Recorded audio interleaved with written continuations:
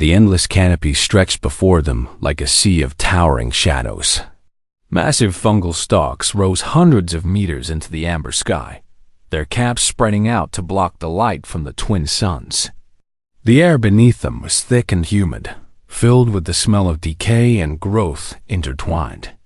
Strange sounds echoed through the gloom, calls and cries from creatures that Kira could not see but could feel watching from the darkness. The Storie delegation moved through this environment with ease and grace. They leaped from stalk to stalk, their powerful wings carrying them effortlessly through the filtered light. They called to each other in their whistling language, their voices musical and light.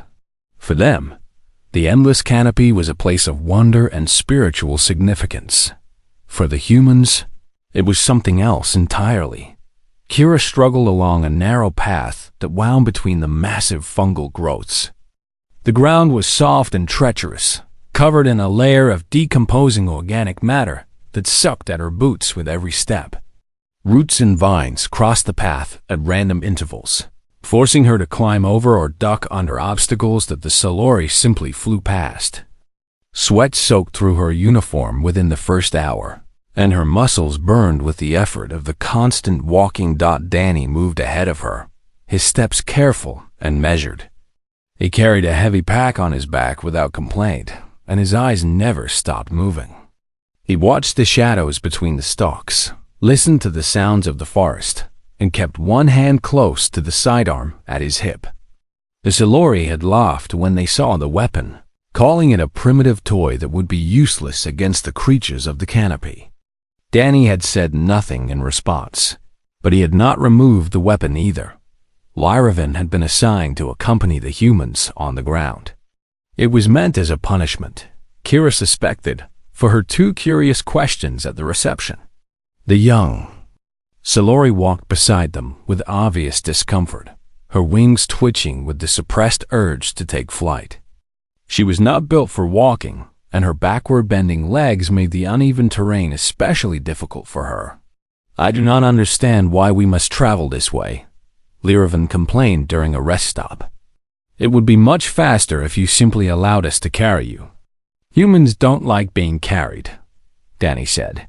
He was sitting on a fallen log, drinking water from his canteen and watching the forest around them. "We prefer to move under our own power." "That is inefficient," Lyravan said. "Maybe," Danny agreed. "But it is our way." Lyravan settled beside him, folding her wings against her back. Her curiosity seemed to have overcome her irritation at being grounded. "Tell me about your homeworld," she said. "I have read the files, but data does not capture the true nature of a place." Danny was quiet for a moment, considering the question. "Earth is beautiful," he finally said, "and deadly. We have mountains that touch the sky and oceans that could swallow this entire forest. We have deserts where nothing can survive, and jungles where everything is trying to kill you. The weather alone can kill an unprepared human. Storms that tear buildings apart, cold that freezes flesh solid, heat that can cook you alive." Lyravan's feathers flattened slightly. "This does not sound like a good place to evolve." "It was not easy," Danny agreed, "but it made us strong. Every generation, the weak died and the strong survived. Over millions of years. That adds up." "And the predators?" Lyravan asked. "The files say your planet has many."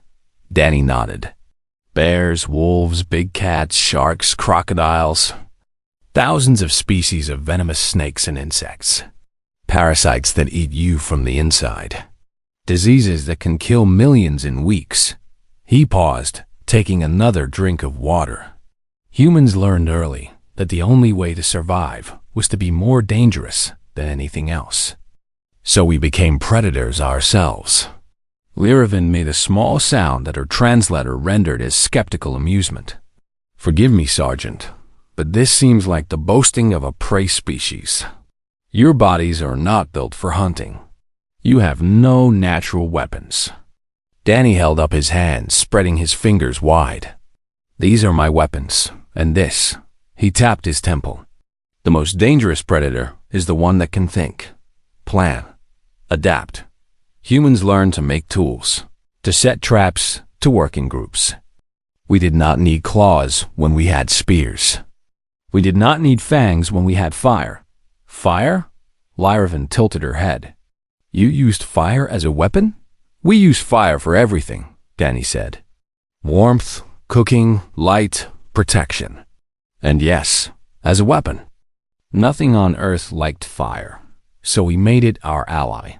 Kira had been listening to the exchange while catching her breath. She found Danny's quiet confidence reassuring. The Storie looked at humans and saw weakness, but they did not understand what that weakness had forced humanity to become. Evolution had not given humans armor or claws or wings, so humans had learned to make their own. They had turned their apparent disadvantages into strengths that the galaxy was only beginning to understand. The journey continued as the suns moved across the sky. The light filtering through the fungal caps changed from amber to deep orange to purple as evening approached. The Storie guides called a halt near a cluster of smaller growths that provided some shelter from the increasingly thick forest. That night, Kira found it difficult to sleep. The sounds of the canopy were constant and unsettling. Things moved in the darkness, large things that made the ground tremble slightly with their passing. She could hear the Storie guards talking. In low whistles, their tone nervous despite their earlier confidence. Danny sat watch through most of the night, his back against one of the fungal stalks, his eyes adapted to the darkness. When Kira asked him if he was worried, he simply shook his head. Just being careful, he said. Something out there is big. I want to see it before it sees us. Do you think there is real danger? Kira asked. Danny was quiet for a long moment. The Storie are scared, he finally said. They do not want to show it, but I can see it in how they move, how they talk. Something in this forest frightens even them. That means we should be frightened too. The second day of travel was harder than the first. The path became steeper, winding up the sides of massive fungal ridges that rose like mountains from the forest floor. Kira's legs burned with every step, and even Danny showed signs of fatigue. Only Lyravan seemed to find the climb easier, her backward-bending legs better suited to the upward scramble. Near midday, they reached a high point that offered a view across the canopy. The fungal forest stretched to every horizon, a sea of purples and browns and grays broken only by occasional clearings that glinted with bioluminescent light. In the distance, Kira could see their destination, a larger clearing marked by what looked like ancient stone structures. The sacred grounds, Lyravan said, following her gaze. We will arrive tomorrow morning if we maintain this pace. It is beautiful, Kira admitted. It is holy, Lyravan corrected. The place where the first Storie took flight, according to our oldest stories. No violence has ever been permitted there. It is a place of peace and harmony. Danny was not looking at the sacred grounds. He was staring into the forest below them, his expression troubled. What is it? Kira asked. Movement, Danny said quietly. Something large, following us. He turned to look at Lyravan. What lives in this forest that could be tracking a group this size?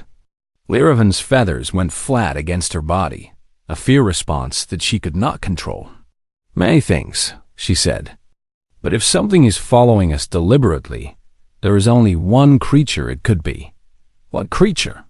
Kira pressed. Lyravan did not answer immediately. She looked toward the Storie guides, who had stopped their flight and were hovering in place, their attention fixed on the forest below. The Krethvok, she finally said. The apex predator of Volante Prime, the deadliest creature in the known galaxy. Danny's hand moved to rest on his sidearm. Tell me about it. Lyravan's voice was barely above a whisper. There is nothing to tell except that we should pray it has not truly found our scent. Nothing survives an encounter with a Krethvok. Nothing. The rest of the journey passed in tense silence. Every sound from the forest made the Storie flinch. Every shadow seemed to hold the shape of death itself. And somewhere in the darkness, below, something massive and hungry was following them toward the sacred place where no violence was ever permitted. Ambassador Akira Voss had spent 15 years serving humanity among the stars. She had walked on worlds where the sky burned orange and the rain fell upward. She had negotiated with species that communicated through color, through sound, through chemicals released into the air. But nothing in her long career had prepared her for the assignment to Volanthi Prime. The planet was beautiful in a way that felt almost aggressive. Twin suns painted the sky in shades of amber and gold, and massive fungal towers rose from the ground like skyscrapers made by nature itself. The air smelled sweet, almost too sweet, like flowers left to rot in warm water. Kira stepped off the shuttle and took her first breath of Volanthi air, feeling the slight burn in her lungs as her body adjusted to the different atmosphere. Beside her stood Sergeant Danny Cole. He was a tall man, broad across the shoulders, with hands that looked like they had been built for hard work. His face was weathered from years of sun and wind, and his eyes were the pale blue of a winter sky.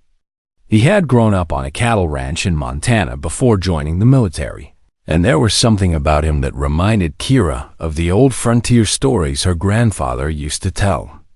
He was quiet, patient, and moved with the careful efficiency of someone who never wasted energy on anything unnecessary. The Storie delegation was waiting for them at the landing platform. They were tall, elegant creatures, standing nearly 2 meters in height, with bodies covered in iridescent feathers that shifted color as they moved. Their faces were sharp and angular, with large golden eyes and beaks that curved downward like polished hooks.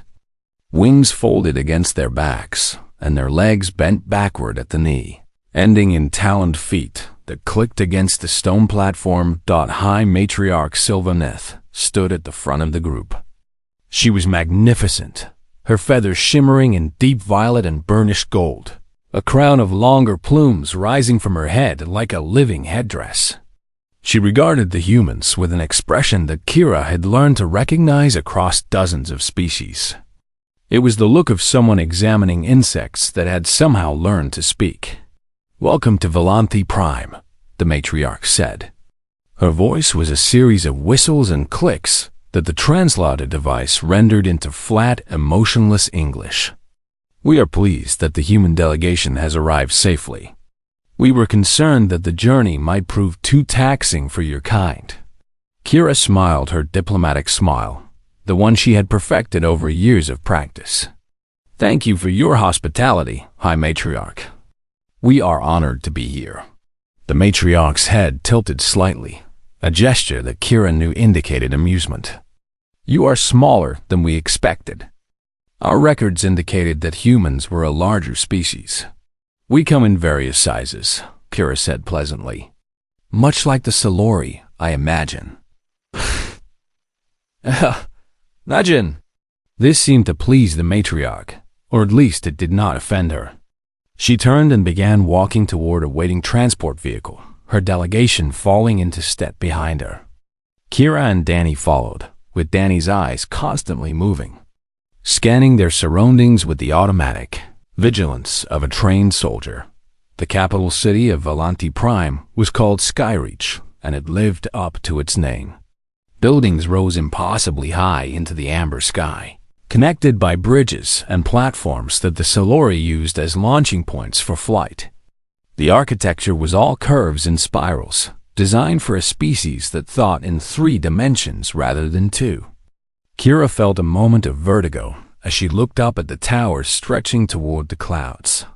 Their quarters were in the diplomatic wing of the central spire, a suite of rooms that had been modified to accommodate beings that could not fly.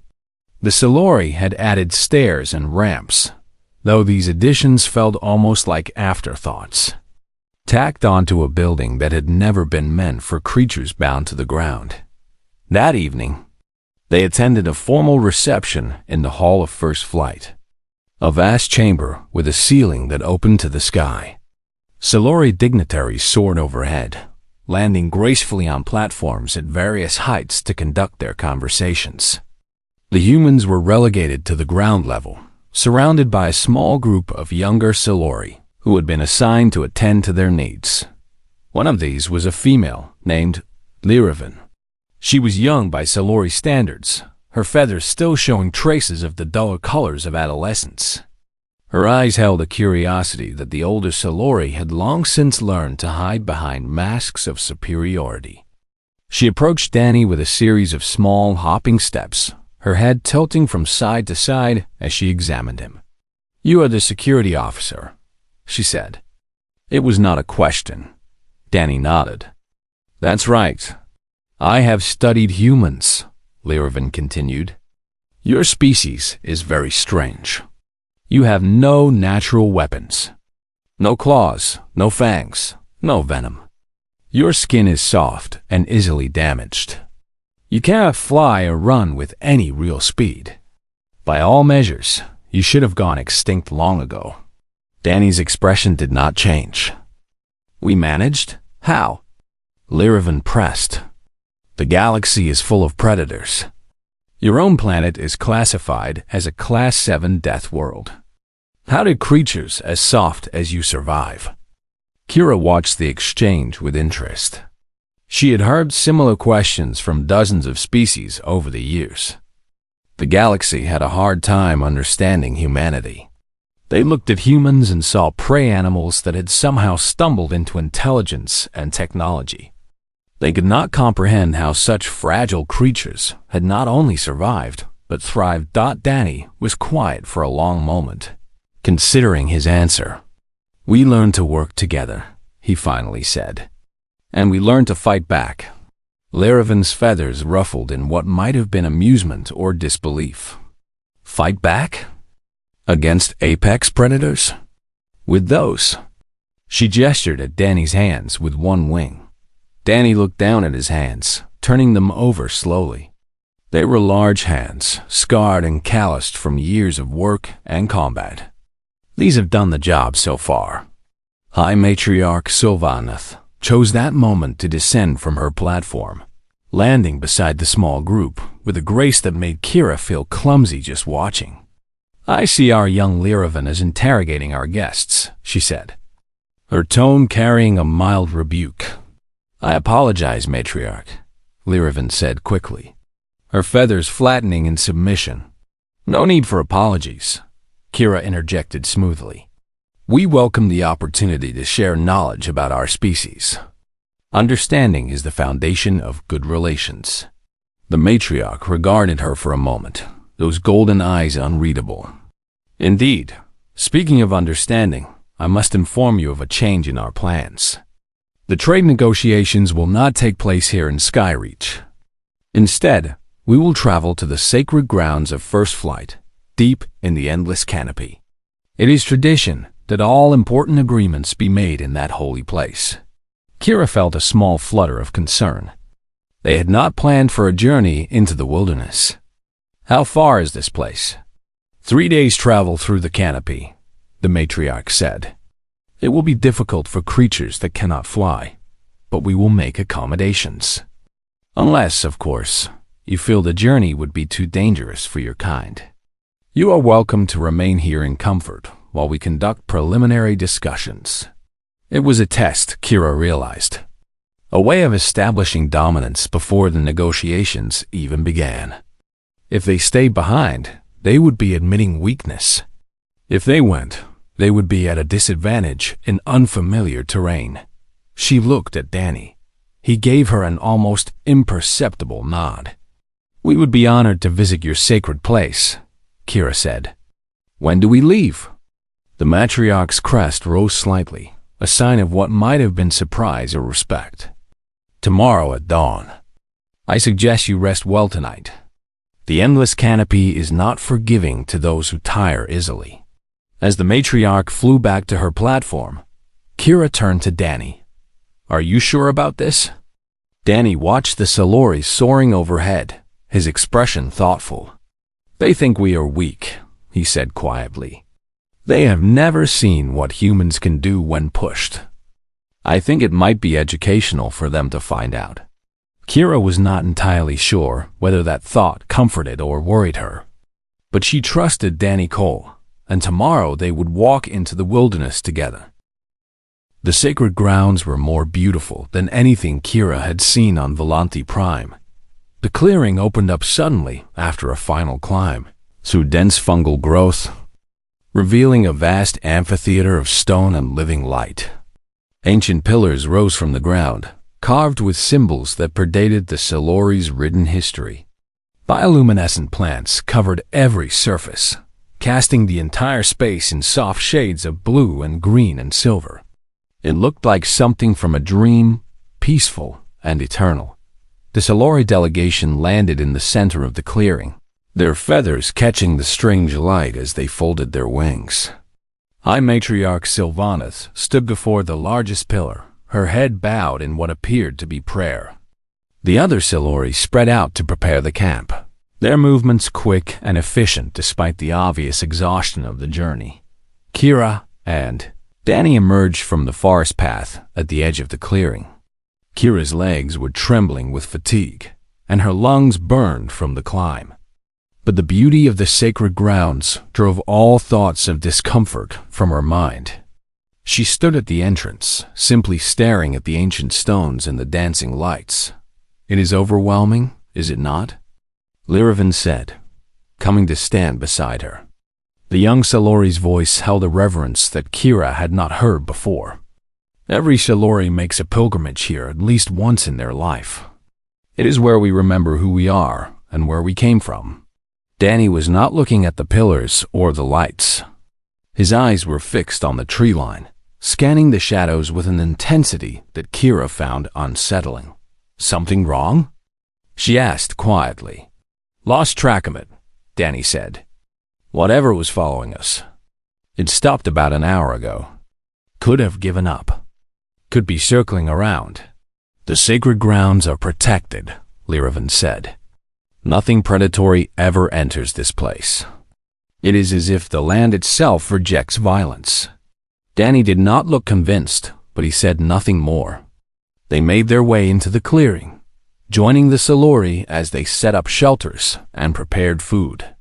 The tension of the journey seemed to ease as the delegation settled into the peaceful atmosphere of the sacred space. High Matriarch Sylvaneth approached the humans as the light from the twin suns began to fade behind the fungal canopy.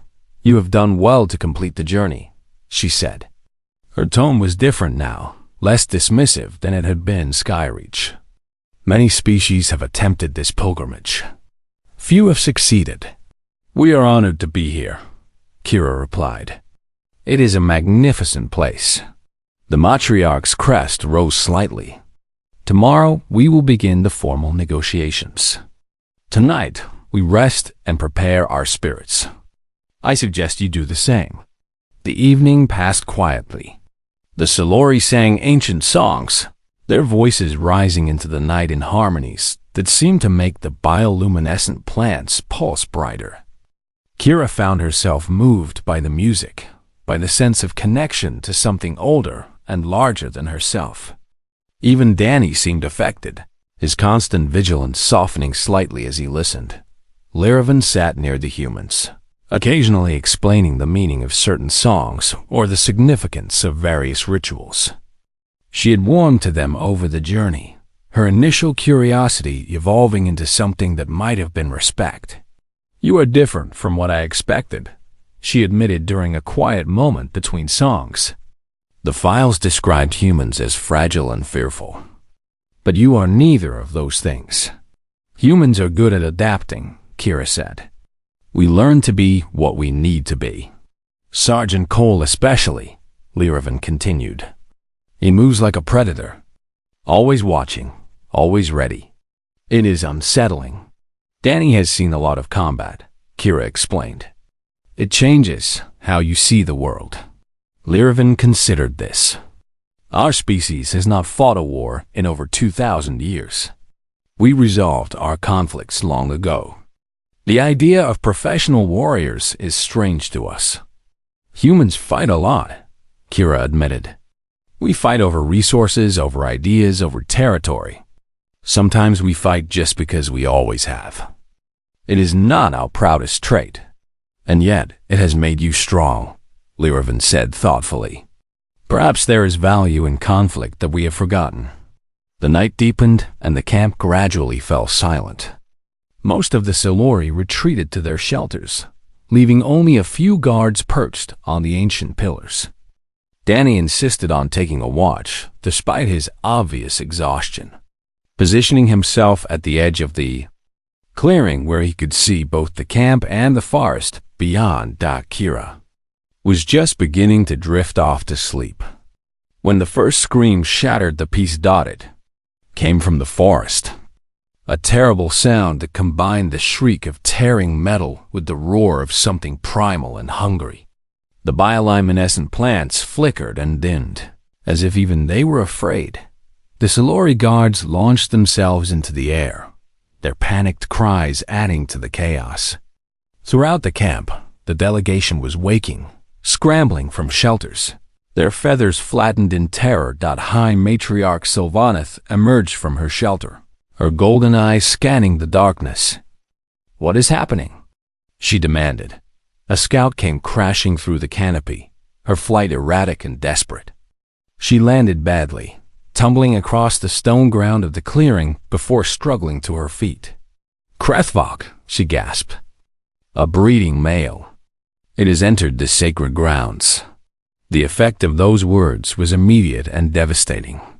Every Storie in the clearing went rigid with fear. The matriarch's composure shattered, her crest flattening completely as she began issuing rapid orders. "Evacuation. Now. Everyone into the air. Leave everything behind." Kira grabbed Lyravan's wing. "What is happening? What is a Krethvok?" Lyravan's eyes were wide, her body trembling. "Death," she whispered. "Walking death. The apex predator of our world. Nothing can stop it. Nothing can fight it. We can only run." Danny appeared beside them, his sidearm drawn. "Describe it, now." Lyravan struggled to form words. 14 limbs. Armored hide that can deflect plasma fire. Neurotoxin in its claws that liquefies organs within seconds. 4 meters tall for breeding males. 8 eyes that can see in complete darkness. It hunts by scent and sound. It never stops. It never tires. It kills everything it encounters. Another scream from the forest, closer now. The ground shook with the impact of something massive moving through the undergrowth. "How do you usually deal with them?" Danny asked. "We do not deal with them," Lyravan said, her voice breaking. "We flee. We sacrifice the slowest among us to buy time for the others. That is the only strategy that has ever worked." The Storie were taking to the air, their panic making their flight clumsy and uncoordinated. Some crashed into each other, tumbling back to the ground. Others simply hovered in place, too terrified to decide which direction to flee. Kira realized with cold horror that she and Danny could not escape. They could not fly. They could not outrun something that could catch. Storie in flight. They were trapped. The Krethvok exploded from the tree line. Nothing could have prepared Kira for the sight of it. The creature was a nightmare given physical form, a mass of armored limbs and gleaming eyes that seemed to absorb the bioluminescent light. Its body was covered in plates of black chitin that looked harder than steel.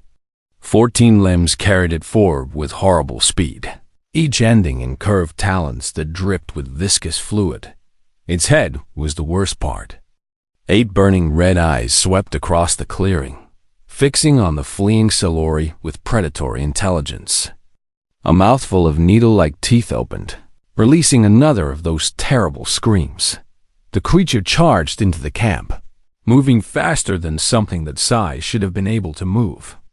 It grabbed a fleeing Storie from the air, its talons piercing through feathers and flesh with sickening ease.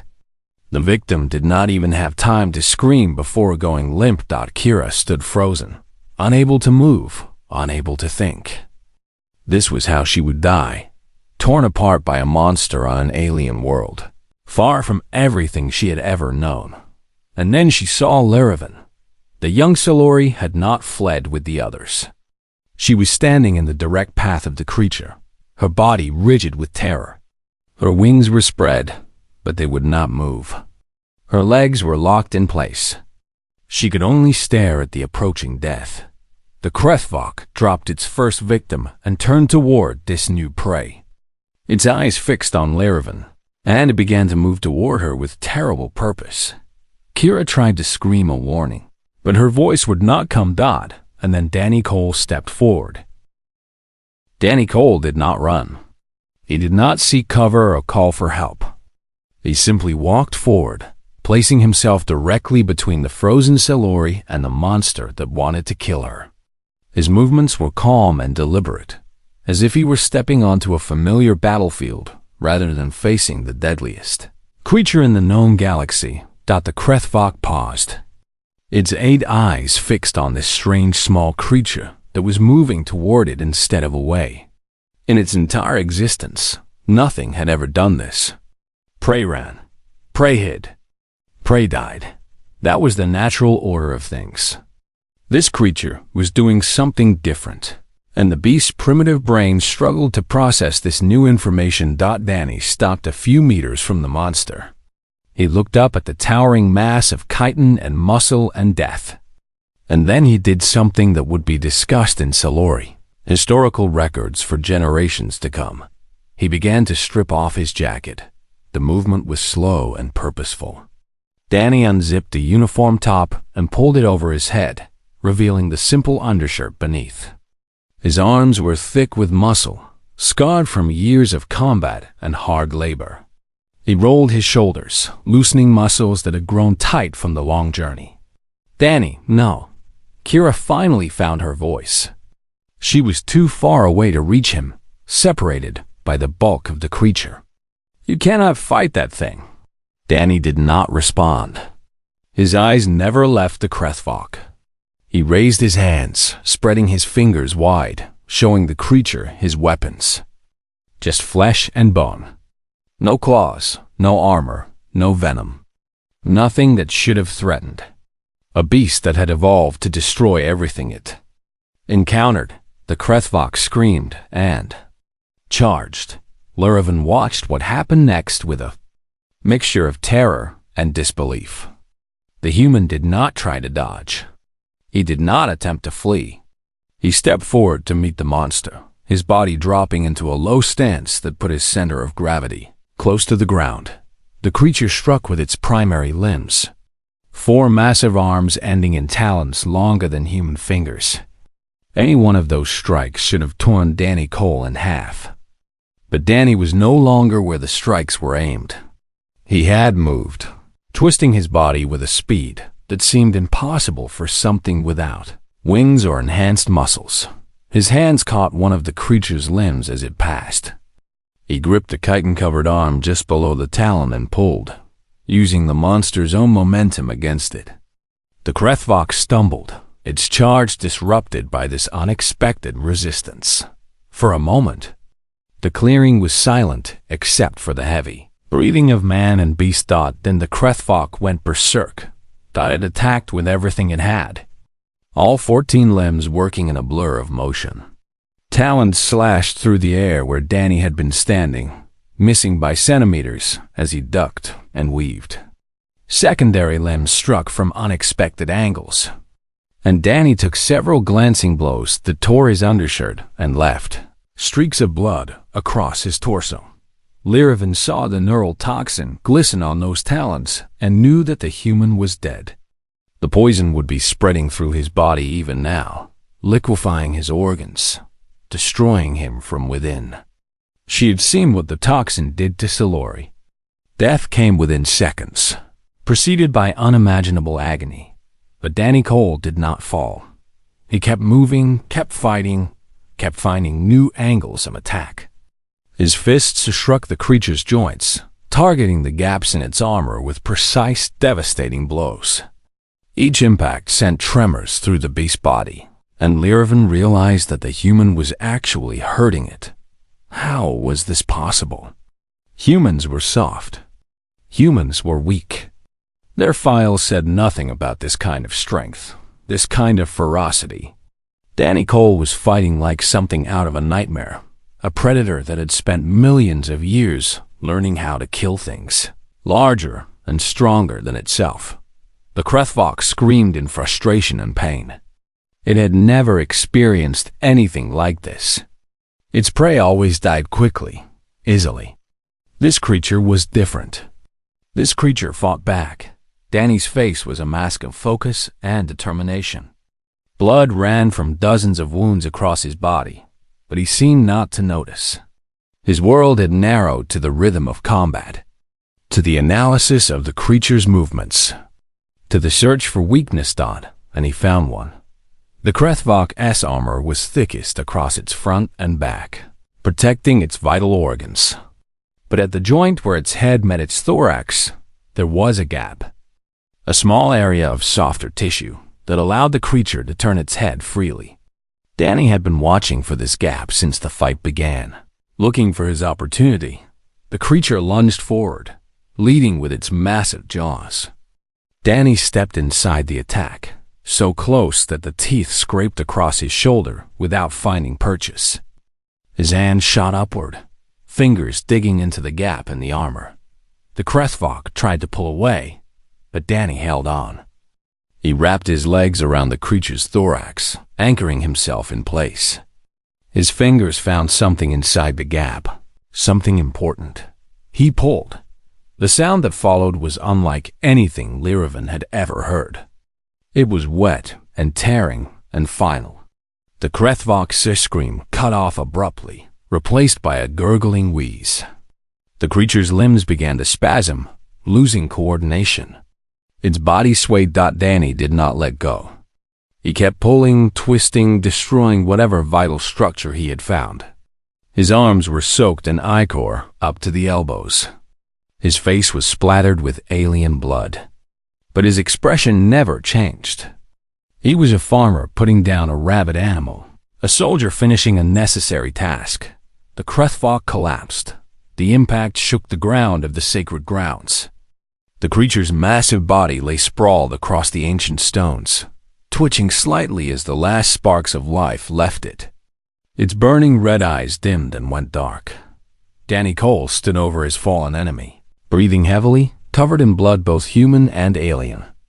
He looked down at the corpse of the galaxy's deadliest apex predator, and then he turned to look at Liravan. "Are you hurt?" he asked. Liravan could not respond. She could only stare at this human, this impossible creature that had done what no being in recorded history had ever done. She had watched a human tear the galaxy's deadliest apex, beast apart with bare hands. The clearing had gone completely silent. The fleeing Storie had stopped, hovering in the air above the camp. High Matriarch Sylvaneth had landed on one of the ancient pillars, her golden eyes wide with an emotion that Liravan had never seen on her face before. Fear. The matriarch was afraid. Not of the dead Krethvok, but of the human who had killed it. Danny walked slowly toward Liravan, his steps unsteady. The adrenaline that had sustained him through the fight was beginning to fade. The wounds he had ignored were making themselves known. The neural toxin that should have killed him was working through his system. Though clearly not with the speed or lethality it would have shown against a Storie. "You should probably run now," Danny said, his voice rough. "In case there are more of them." Liravan found her voice at last. "How?" she whispered. "How did you do that? How are you still alive?" Danny looked down at his hands, now covered in gore. "Humans are stubborn," he said simply. "We do not die easy." Then his legs gave out, and he collapsed to the ground of the sacred grounds. Finally succumbing to the toll the battle had taken on his body, Kira was at his side in seconds, calling for medical assistance. The Storie medics approached cautiously, their fear of the human momentarily overwhelming their fear of the dead monster nearby. They began to work on Danny's wounds, their instruments clicking and whirring as they assessed the damage. Lyravan did not move. She stood frozen in place, staring at the unconscious human and the corpse of the creature that had haunted her species. Nightmares for millennia, she stood frozen as a human tore the galaxy's deadliest apex, beast apart with bare hands, and nothing in the universe would ever seem the same again. Danny Cole woke to the soft blue glow of bioluminescent plants and the sound of alien birds calling in the distance. He was lying on something soft, his body wrapped in bandages that smelled of medicinal herbs and something chemical. Every part of him ached with a deep, throbbing pain that told him he was very lucky to be alive. He tried to sit up, and a gentle hand pushed him back down. "Rest," Kira said. She was sitting beside him, her face tired but relieved. "The Storie medic said you need at least another day before you should move." The toxin did some internal damage, but nothing permanent. Apparently, human immune systems are even more impressive than we thought. Danny let himself sink back into the bedding. "The creature?" "Dead. Very dead." Kira's voice carried a strange mixture of emotions. "Danny, do you understand what you did? The Storie have been living in fear of those things for millions of years. They evolved their entire society around avoiding them. And you killed one with your bare hands." Danny closed his eyes. "Just did what needed doing. The kid was in trouble." "The kid has not left your side since you collapsed," Kira said.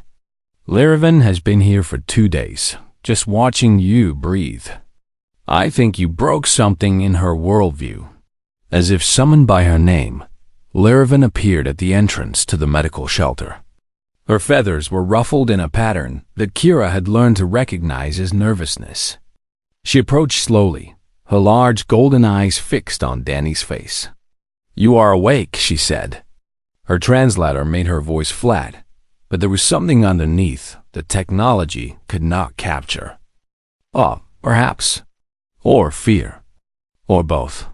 "I am awake," Danny agreed.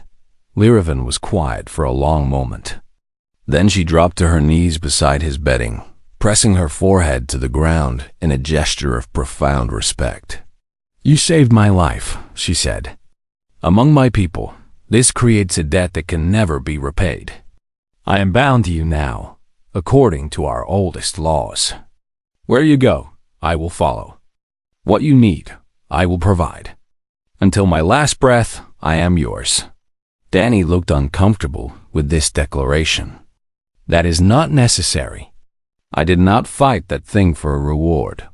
"Which is precisely why the debt exists," Lyravan said, raising her head. "You expected nothing. You asked for nothing. You simply saw someone in danger and placed yourself between them and death. This is not the behavior of prey. This is the behavior of something else entirely." High Matriarch Sylvaneth entered the shelter before Danny could respond. She looked different than she had during their earlier meetings.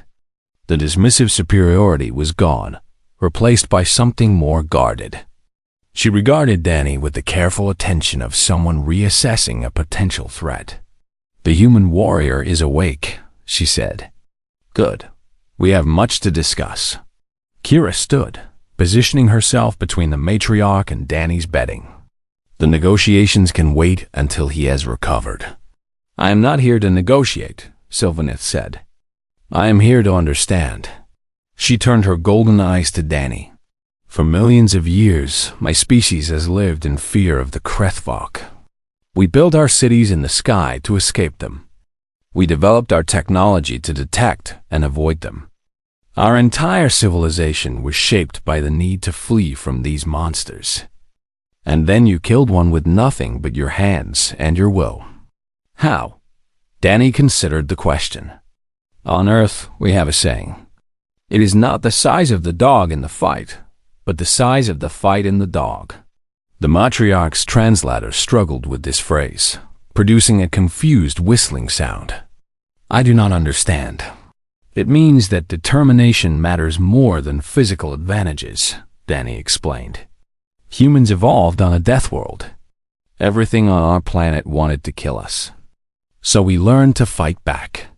Not with strength or speed or natural weapons. We fought with our minds, with our endurance, with our refusal to give up. We learned that anything can be killed if you are willing to pay the price. Sylvaneth absorbed this information. Your species fights everything? When we have to, Danny said. We are also capable of great kindness and cooperation. We just choose carefully when to use each skill. The matriarch was quiet for a long moment. Then she did something that shocked everyone in the shelter. She bowed her head to Danny Cole, the deep bow of respect that Storie reserved for honored ancestors. I have been wrong about your species, she said. We looked at you and saw prey animals that had stumbled into space. We do not see what you truly are. I apologize for my blindness. Danny shifted uncomfortably on his bedding. No apology needed. Most species react the same way when they first meet us. And how do those species react after they learn the truth? Sylvaneth asked. Danny met her eyes without flinching. They learn to be our friends instead of our enemies. It works out better for everyone that way. The trade negotiations that followed were unlike anything Kira had experienced in her diplomatic career. The Storie abandoned their earlier posturing entirely, treating the humans as equals rather than inferiors. Every request was met with consideration rather than dismissal. Every concern was addressed with genuine attention. The final agreement was extraordinarily favorable to humanity. Trade routes, technology sharing, mutual defense pacts. Things that Kira had been told were impossible to achieve were offered freely. The Storie seemed almost eager to bind themselves to humanity's rising star. On the final evening before the delegation departed, Lyravan found Kira standing at the edge of the sacred grounds, looking out over the endless canopy. Your people have changed everything, Lyravan said. The story of what happened here will spread across the galaxy. Other species will hear about the human who killed a Krethvok with his bare hands. They will not look at you the same way ever again. Kira nodded slowly. I know. I am not sure if that is a good thing or a bad thing. It is simply a true thing, Lyravan said. The galaxy thought you were prey. Now they know you are predators. How that knowledge is used depends on your people.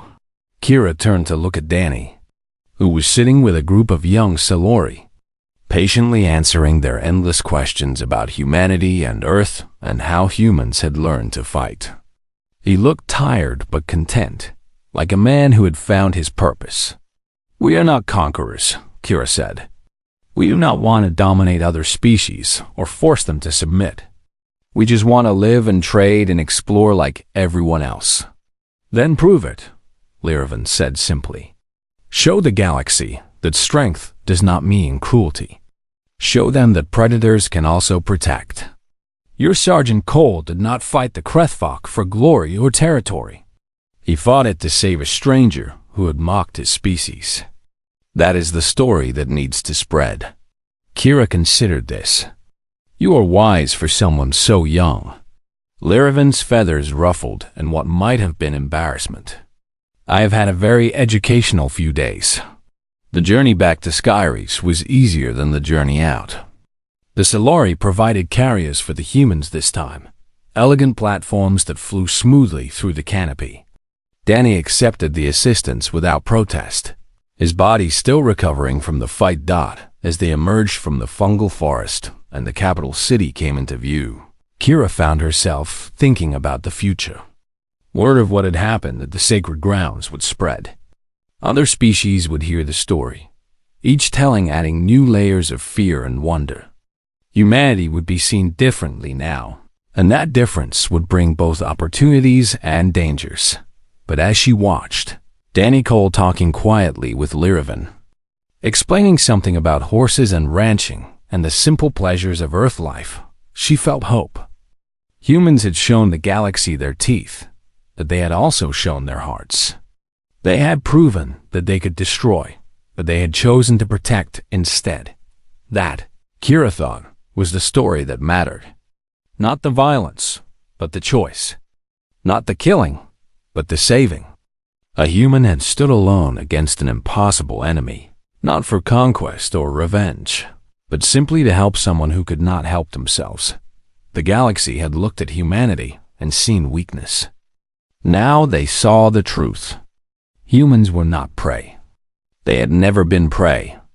They were persistent predators from a death world, forged in fire and blood and endless struggle, capable of terrible violence but also capable of tremendous compassion.